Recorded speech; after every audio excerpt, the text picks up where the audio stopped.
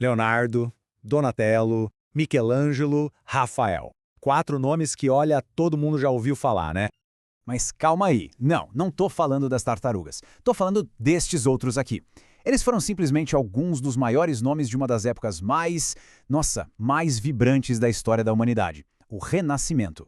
Olha, é impressionante pensar que muito do que a gente entende hoje sobre arte, sobre ciência, sobre filosofia, tudo começou ali. Então, o que a gente vai fazer aqui é mergulhar de cabeça para entender as características e os significados dessa verdadeira revolução no pensamento.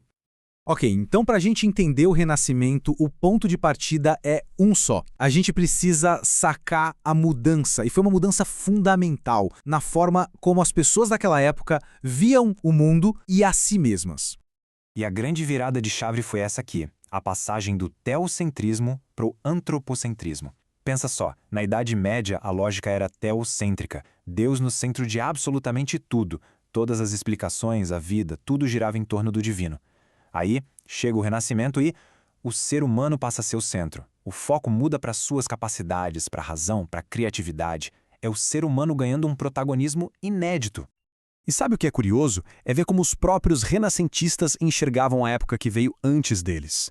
Caras como Petrarca, por exemplo, olhavam para a Idade Média e chamavam de Idade das Trevas. Para eles, era um tempo de ignorância, sabe? E eles olhavam lá para trás, para Grécia e Roma antigas, e viam aquilo como a Idade da Luz. Então, qual era a missão? Fazer essa luz renascer. Daí o nome Renascimento. Tá, mas aí fica a pergunta, o que é que causou uma mudança tão drástica assim? Bom, vamos dar uma olhada agora nas condições e nos eventos que literalmente acenderam a chama desse renascer cultural. Olha só, mais ou menos ali na metade do século XV aconteceram 3 coisas que foram um verdadeiro catalisador para tudo. Primeiro, a invenção da prensa de tipos móveis do Gutenberg. Isso simplesmente revolucionou tudo, barateou os livros e fez o conhecimento se espalhar de um jeito nunca antes visto.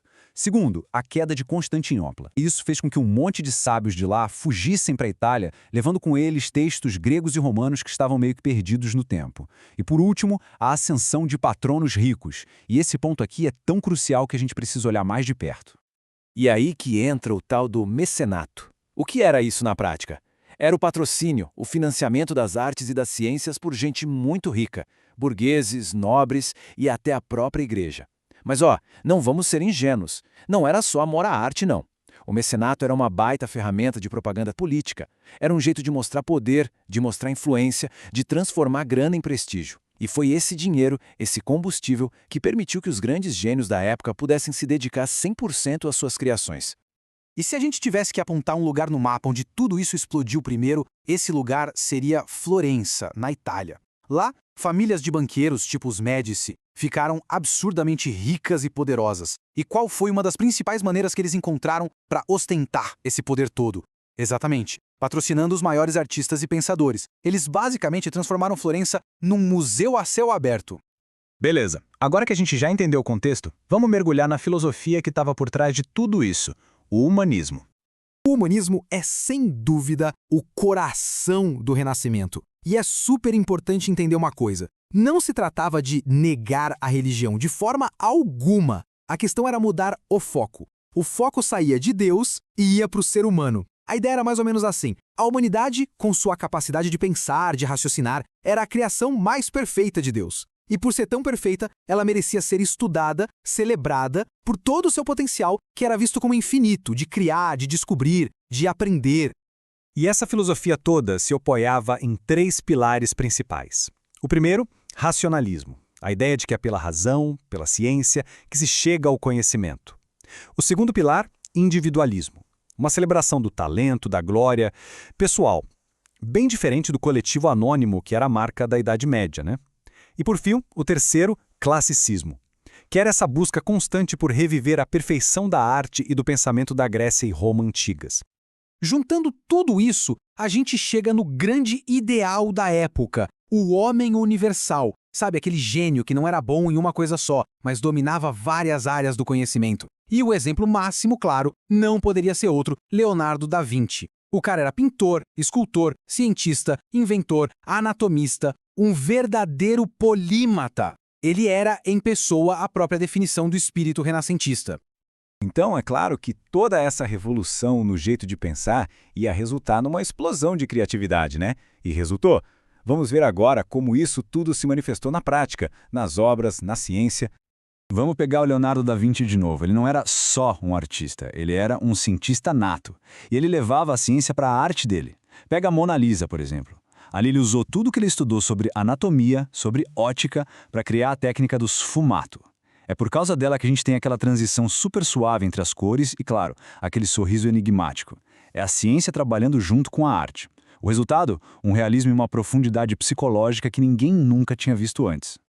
Agora, o Michelangelo, ele se via, antes de mais nada, como um escultor. A grande obsessão dele era a perfeição do corpo humano. E o Davi é a prova disso. Aquilo não é só uma estátua, é a personificação do ideal humanista. Imagina só, mais de 5 metros de altura, esculpido num bloco de mármore que inclusive tinha defeitos. E mesmo assim, a estátua transmite uma tensão, uma vitalidade que parece que vai pular da pedra. É uma homenagem incrível à beleza, à inteligência e à força do ser humano. E se a gente quisesse uma imagem que resumisse o espírito da época, talvez nenhuma seja melhor que A Escola de Atenas, do Rafael. O que ele fez aqui foi genial. Ele imaginou um grande encontro dos maiores pensadores da antiguidade, com Platão e Aristóteles bem ali no centro. É uma celebração visual do classicismo, do racionalismo. É colocar a filosofia e a busca pelo saber no centro de tudo. É como se fosse um manifesto do Renascimento, só que pintado numa parede. E na ciência, a revolução não foi menos impactante. Pelo contrário, durante séculos, a Igreja defendeu com unhas e dentes o modelo gelocêntrico, a Terra paradinha no centro de tudo. Aí vem um cara chamado Nicolau Copérnico e, usando matemática e observação, propõe um modelo heliocêntrico. Peraí, a Terra não é mais o centro? Ela se move? Foi uma ideia tão, mas tão radical que não abalou só a ciência, abalou a autoridade da Igreja, mudou para sempre o nosso lugar no universo. E como é que essa mudança foi possível? Bom, foi graças ao desenvolvimento do que a gente hoje chama de método científico. A lógica é o seguinte: o conhecimento de verdade não vem da fé cega ou do que sempre foi dito. Ele vem de um processo. Um processo de observar o mundo, de formular uma hipótese, uma ideia e depois testar, testar e testar de forma rigorosa para ver se aquilo se sustenta.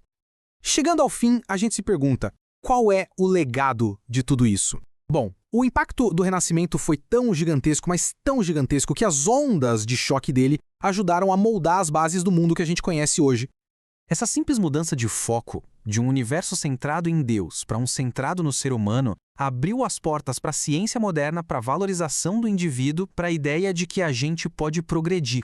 E isso nos deixa com uma pergunta para pensar, né? 500 anos depois, de que maneiras esse ideal renascentista, essa ideia de que o ser humano é a medida de todas as coisas, ainda define o mundo em que a gente vive hoje?